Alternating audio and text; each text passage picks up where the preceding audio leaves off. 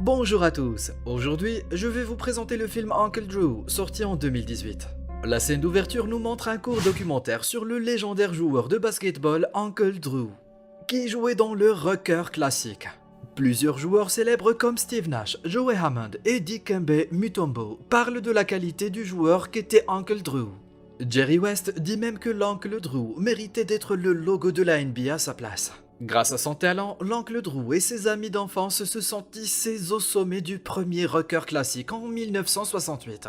Cependant, il n'a pas fallu longtemps pour que tout s'effondre. Une rumeur circulait selon laquelle il avait couché avec la petite amie d'un de ses coéquipiers la nuit précédant la finale, et qu'à cause de cet incident, il n'avait pas pu faire de bons résultats lors de la finale.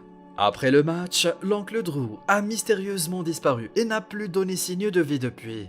À l'heure actuelle, un entraîneur de basketball nommé Dax Winslow constitue une équipe dans l'espoir de remporter le rocker classique. Son équipe compte de nombreux bons joueurs, mais tout dépend du joueur vedette, Casper. Dax a beaucoup d'espoir pour Casper et fait tout ce qu'il peut pour le satisfaire pendant les entraînements.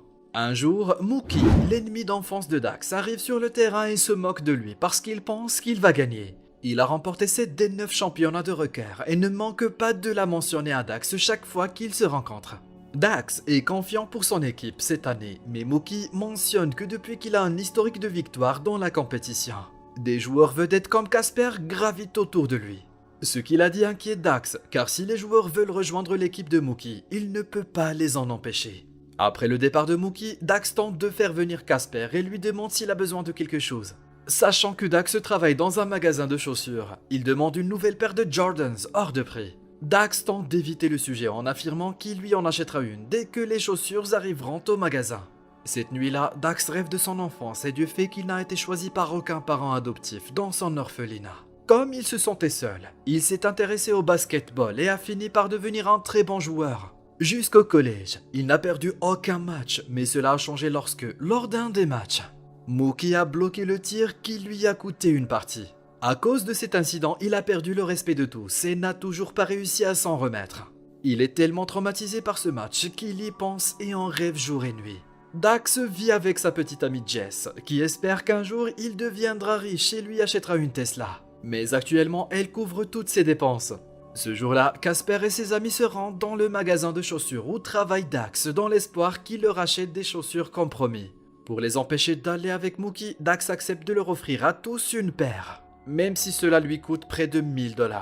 La carte de Dax est refusée, donc Jess doit l'aider à les payer. Le lendemain, il se rend avec joie sur le terrain pour distribuer le maillot de l'équipe. À sa grande surprise, Casper et le reste de l'équipe ont décidé de rejoindre l'équipe de Mookie et de le trahir.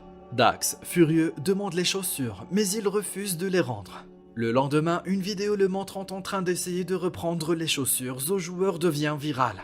Gêné par cet incident, Jess rend avec lui et le met à la porte. Dax se retrouve avec un sac poubelle rempli de ses vêtements et nulle part où aller.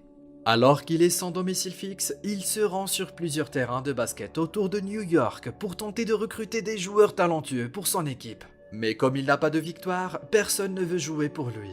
Sur un terrain, il entend un homme âgé commenter la mauvaise façon de jouer d'un jeune homme. Les joueurs entendent ses commentaires et le défient dans un match.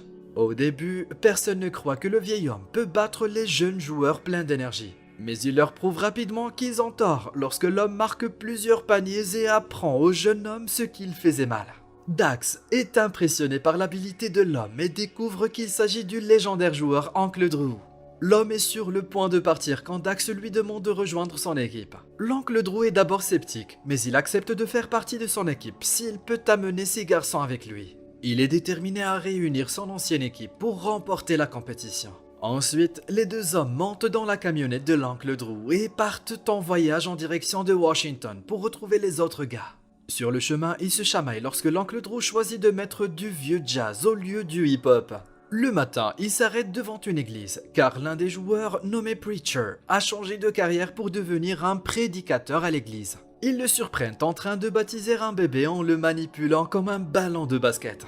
Dax lui reproche son imprudence et se fait baptiser à la place du bébé à cause de cela. Uncle Drew dit alors à Preacher qu'ils essaient de reformer l'équipe. Il est plus qu'heureux de revenir jouer, mais sa femme Betty Lou refuse de le laisser jouer. Dax et Drew sont sur le point de partir, mais Preacher se faufile avec eux dans le van de Drew. Il s'enfuit rapidement, mais Betty Lou est au courant et les poursuit avec sa camionnette. Elle les rattrape presque, mais l'oncle Drew grille un feu rouge et s'échappe. Un peu plus tard, les gars s'arrêtent à une station-service pour se rafraîchir. Dax leur demande pourquoi ils ont arrêté de jouer en 1968, mais n'obtient aucune réponse. Preacher demande à l'oncle Drew si le problème entre lui et leur coéquipier Big Fella a été réglé. Drew jette ses inquiétudes en disant qu'un match de basketball résoudra tous les problèmes. Après cela, ils vont dans une salle d'arcade où un autre ancien coéquipier, Light, joue au basket. Light a une mauvaise vue et rate tous ses tirs. Il est clair pour Dax qu'ils ne pourront jamais gagner le match avec de tels joueurs. Mais l'oncle Drew a uniquement accepté de jouer avec son ancienne équipe. Light accepte immédiatement de les rejoindre, même s'il peut à peine voir leur visage. Vient le tour de leur autre membre, nommé Boots. Ils se rendent dans une maison de retraite voisine et découvrent qu'il souffre de schizophrénie catatonique et qu'il n'a pas marché depuis des années. Dax n'en revient pas quand oncle Drew insiste pour qu'ils apportent aussi Boots au match. Maya, la petite fille de Boots, s'occupe en permanence de lui et doit les accompagner pour s'assurer qu'il va bien. Le dernier gars de leur équipe est celui qui avait un problème avec l'oncle Drew, c'est le Big Fella. Il n'a pas parlé à oncle Drew depuis des années après la séparation de leur équipe et travaille maintenant comme sensei d'un dojo de karaté. Lorsque l'oncle Drew tente de s'approcher de Big Fella, il reçoit un coup de poing au visage. Big Fella ne veut toujours pas faire quelque chose qui inclut Drew, mais accepte de rejoindre l'équipe pour les autres. Après avoir rassemblé l'équipe, ils retournent à Harlem. Ils sont poursuivis par la femme de Preacher, Betty Lou, sur le chemin, mais ils arrivent à la semer dans une poursuite en voiture. En s'arrêtant pour une pause, Dax constate qu'il n'a pas d'argent pour l'essence. Il repère une équipe de basketteuses et parie $100 pour voir quelle équipe gagnera entre la sienne et les filles. À sa grande déception, le groupe d'anciens et son équipe sont honteusement battus par les filles. Pendant la mi-temps, Dax dit à Drew et à ses amis qu'il a besoin qu'ils soient bons car il n'a plus d'argent. L'équipe perd quand même, mais oncle Drew et les gars mettent leur argent en commun pour rembourser le pari de Dax. Lorsqu'ils arrivent à Harlem, les gars visitent le terrain de basket où ils s'entraînaient à l'époque. Drew a apporté des cadeaux pour tous les membres de l'équipe, il pense que ça les aidera. Pour Light, il a une paire de lunettes qui lui permet de voir clairement. Pour Boots, il lui donne sa paire de Converse préférée. En utilisant ses chaussures, Boots sera enfin capable de se tenir debout. Pour Preacher, il a un collier religieux et enfin, il remet le tout premier trophée qu'ils ont eu quand ils étaient enfants à Big Fella. Big Fella écrase cependant le trophée avec ses pieds, ne pardonnant toujours pas à Drew ce qu'il a fait il y a des années. Pendant ce temps, Dax se rend chez Jess, puis il constate qu'elle l'a plaqué et est maintenant en couple avec son rival, Mookie.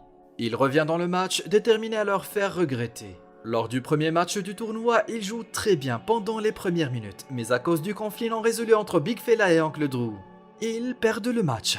Juste après la défaite, les deux hommes se rendent sur la tombe de Jennifer, la femme de Big Fella, et parlent enfin de leurs problèmes. Il s'avère qu'à l'époque, Drew a couché avec Jennifer en sachant que Big Fella l'aimait. Il ne s'est jamais excusé et l'affaire ne cesse de le tracasser depuis. Drew admet qu'il est aussi tombé amoureux de Jennifer, mais que cette nuit-là était clairement une erreur. Il s'excuse enfin et Big Fella lui pardonne. Après ça, l'équipe gagne tous les matchs qu'ils jouent. Ils vont dans une boîte de nuit pour fêter leur victoire, mais des jeunes se moquent d'eux. Pour prouver qu'ils sont encore en bon état, ils gagnent un concours de danse contre eux. Un peu plus tard, Maya, la petite fille de Boots, est sur le point d'embrasser Dax. Mais celui-ci devient nerveux et bat en retraite.